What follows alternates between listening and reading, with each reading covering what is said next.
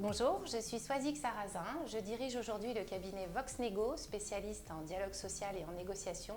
Et je dirige également le master négociation et relations sociales à Paris Dauphine. Je suis également experte du réseau Learns. Aujourd'hui, je vais vous parler du renouvellement de vos CSE. Pour cela, j'ai 4 conseils à vous dispenser. Le premier conseil, c'est d'abord d'interroger la date de renouvellement de vos CSE. Le second conseil serait de réaliser un bilan de fonctionnement de vos instances avant de vous lancer dans cette opération de renouvellement.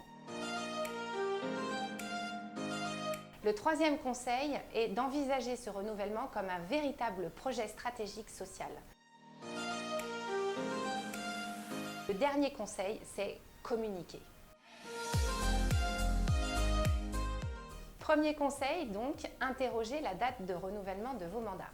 Comme vous le savez, vous devez respecter un délai minimum de 2 mois entre la date de fin théorique des mandats des élus de votre CSE et l'initiative de l'engagement de la négociation sur le protocole d'accord préélectoral. Or, cette date n'est que théorique. Imaginez que vous ayez à déployer un projet stratégique qui nécessite une réorganisation. Imaginez encore que vous ayez à discuter d'un projet extrêmement impactant pour votre entreprise ou à négocier un accord collectif nécessaire et obligatoire pendant cette date. Cet ensemble d'événements ou d'échéances nécessite que vous vous posiez la question de savoir si c'est réellement le bon moment de passer au renouvellement de vos instances. En effet, il est tout à fait possible, avec l'accord de vos élus évidemment, d'envisager soit d'anticiper le renouvellement de votre CSE, soit au contraire de proroger les mandats le temps nécessaire de réaliser toutes ces opérations. En effet, comme vous le savez, la période de propagande électorale n'est pas du tout une période propice à porter des sujets extrêmement impactants pour votre organisation.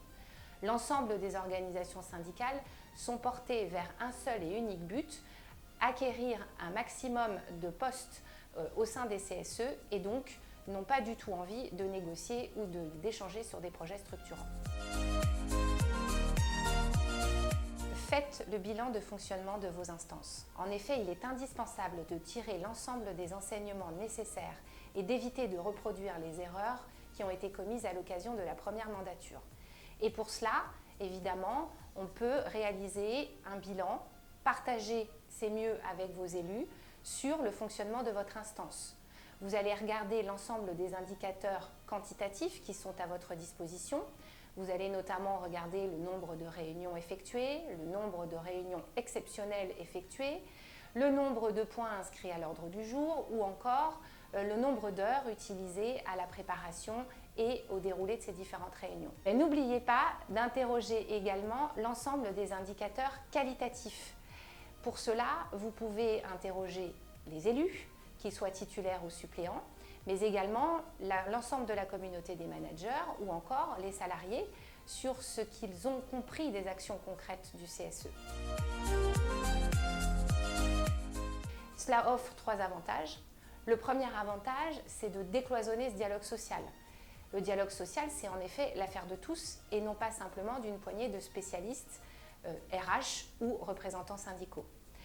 Le deuxième avantage, c'est que vous allez pouvoir apprécier l'impact de votre CSE, de tirer tous les enseignements nécessaires au fonctionnement de votre CSE pour ensuite rebâtir une nouvelle architecture, doter éventuellement de nouveaux moyens pour pouvoir répondre à l'ensemble de vos enjeux et de vos priorités dans les 4 prochaines années à venir. Le troisième enjeu, c'est que cela vous permet de préparer la rédaction et l'élaboration du bilan de fin de mandature.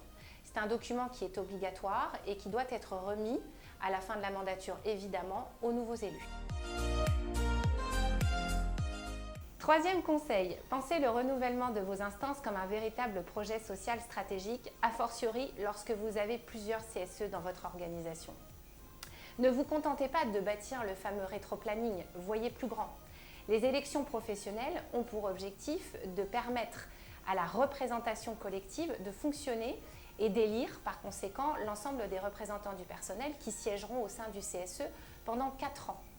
Les représentants du personnel ont pour mission d'être informés d'un certain nombre de projets qui touchent l'entreprise, mais également d'être consultés sur les orientations stratégiques, sur la situation économique et financière de l'entreprise, sur sa politique sociale, mais également maintenant sur sa politique écologique. Et qui nécessite de se poser la question de savoir quel dialogue social nous souhaitons avoir dans l'entreprise, ou plutôt quel dialogue social nous avons besoin d'avoir dans l'entreprise. En effet, avons-nous envie d'avoir un dialogue social stratégique et donc plutôt centralisé, ou au contraire, avons-nous besoin d'avoir un dialogue social de proximité qui, par exemple, peut s'intéresser aux questions de santé, sécurité et conditions de travail au plus près des lieux collectifs et des lieux opérationnels. Avez-vous aussi peut-être besoin de procéder à un découpage par nature d'activité ou encore par métier? Toutes ces questions sont des questions cruciales puisqu'elles vont vivre pendant 4 ans. Elles sont également importantes parce qu'elles préparent la négociation de l'accord qui porte sur le CSE et qui est un préalable indispensable à la négociation ensuite du protocole d'accord préélectoral. L'ensemble de ces actions a d'autres vertus assez concrètes. Ces actions, en effet, permettent d'augmenter significativement le taux de participation aux élections professionnelles, renforçant ainsi la légitimité du CSE et de ses représentants. Par ailleurs, cela permet également de jouer sur l'engagement de certains salariés qui, par méconnaissance, n'acceptent pas d'être présents sur les listes, mais en découvrant ce que permet concrètement le CSE, peuvent décider finalement de s'inscrire sur les listes électorales. En résumé, et cela pourrait être finalement un 5e conseil, anticipez. Ne restez pas figé sur ces 2 ou 3 mois qui sont sans cesse répétés dans toutes les organisations. Bien au contraire, imaginez ce renouvellement comme un véritable projet social. Cela veut dire que vous anticipez au moins entre 6 et 9 mois, selon votre organisation, l'ensemble de ces opérations et de ces accords que vous avez à négocier. Et je serai ravie de vous retrouver très prochainement dans le cadre des ateliers que j'animerai pour le réseau LEARNS.